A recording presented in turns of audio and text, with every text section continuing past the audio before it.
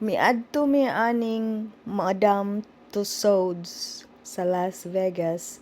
Kini siya guys, mga artista ni siya, mga celebrities na mga wax people, gitawag sila wax.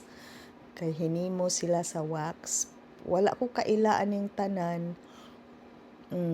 Dili na ako mahimong i-on ang kanang ni volume ani sa akong pagkuha sa video tone kay naa man gud siya mga music sa background kana si Beyonce na klaro kaayo na adri si Taylor Swift nara gwapa kay siya, gamay kay siya naong da mura gid siya tinuod nga naa dinha.